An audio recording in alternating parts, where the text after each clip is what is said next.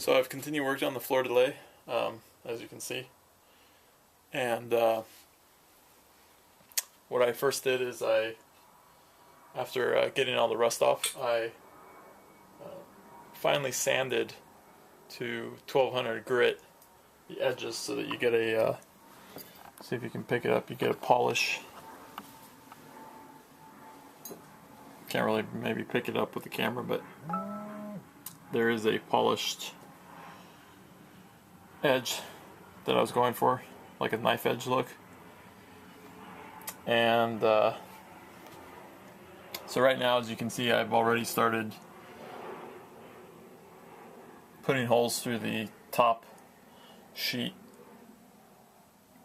brass and copper, and then I will eventually pilot drill those holes through the steel to insert the copper rivets.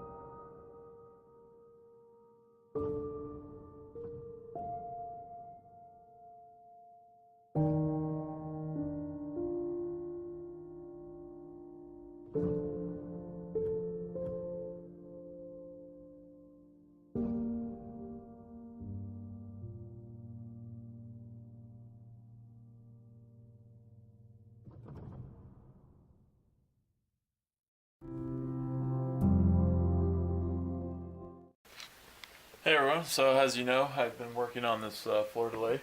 I haven't filmed some of the process, but I drilled all the holes for all the pieces of the brass and the copper.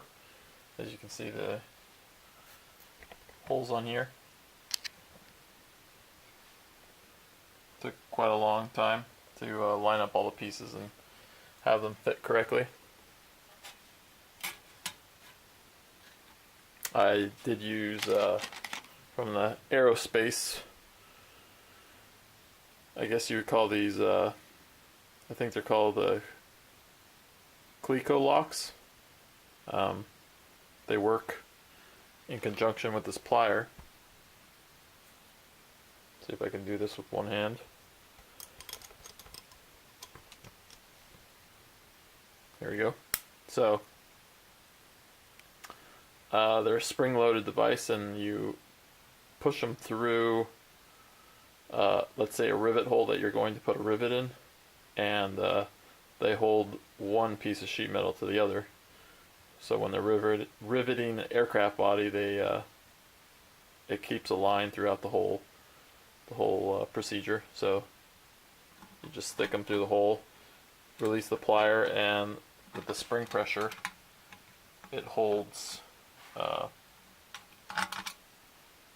the piece of sheet metal in place. So I use those, got about 20 of them. I use those to align all the sheet metal and put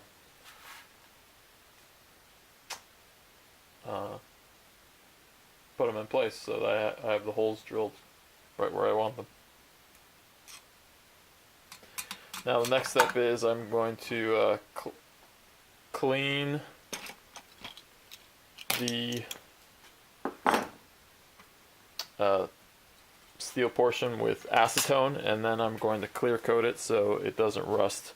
Also, another portion I did forget to show on camera, I believe, is the if you look very closely, I polished all the well, what you would call the knife edge on it. It's not really, oh, it's sharp in some locations, but not knife sharp.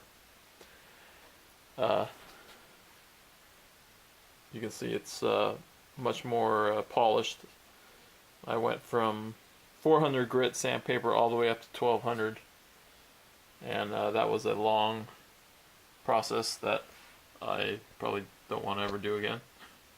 So um, that was that process. So if we turn the whole Fleur de Lis on the backside, I painted the center white where the lights are going to go, so I have the most reflection from light. And then I painted the outside flat black, so that, you know, when somebody's standing by on the edge of the wall, it just, you know, all they see is black. So now we're going to acetone the front side, let it flash, and then hit it with some clear coat. So let's get started at that.